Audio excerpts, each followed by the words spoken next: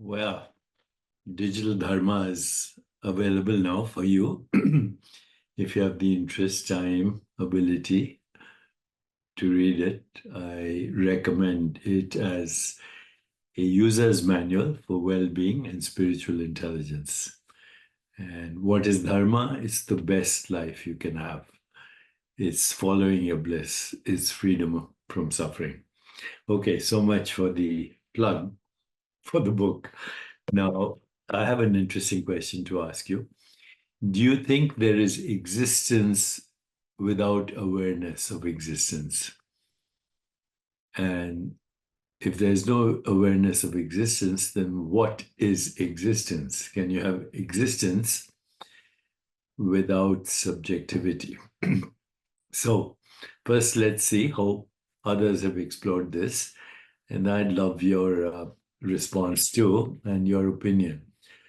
Philosophers have explored the concept of existence extensively, particularly in the context of whether existence can be defined independently of subjective experience. So here are some key philosophical perspectives. Number one, existence as a state of being.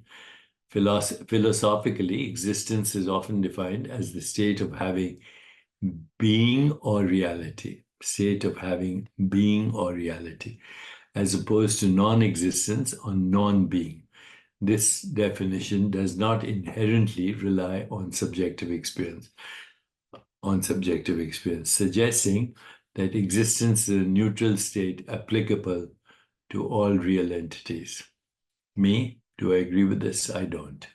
Okay, if there's existence outside of subjectivity, we'll never experience it and we'll never know it.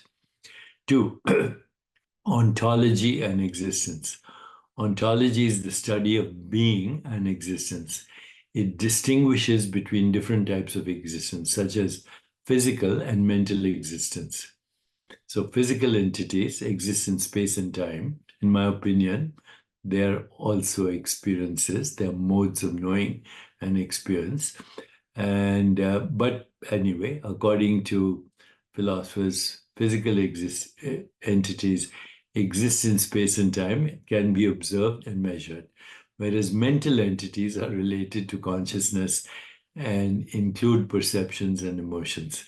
But what I'm saying is what you experience as objects are actually perceptions. You never experience objects, you only experience perceptions. So the orthodox view in ontology sees existence as a second-order property, meaning it is a property of properties rather than of individual subjects. Don't agree. This view supports the idea that existence can be understood without subjective experience. I don't know how you could do that, because understanding is subjective, as it is more about logical structure of reality.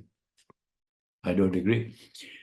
4, degrees of existence. Some philosophers argue that there are degrees of existence, with some entities existing more perfectly or to a higher order than others. This perspective allows for a nuanced understanding of existence that does not necessarily depend on subjective experience. Again, don't agree. Okay, what we call degrees of existence are orders of perceptual activity, in my opinion. And finally, existence and non-existence. There are some philosophers who have proposed that non-existing things can still have a form of existence. Sounds nonsensical, suggesting that existence is not solely dependent on being perceived or experienced. Well, then what is it? So this is the current state of confusion in both science and philosophy. Ultimately, existence, awareness are the same thing. And when we are grounded in that, that is bliss, Sat, Chit, Ananda. So you see how science and both science and philosophy can take us down a maze that never ends, because it's all about whose opinion, what opinion, when the opinion maker itself is a form of existence that is dependent on pure existence.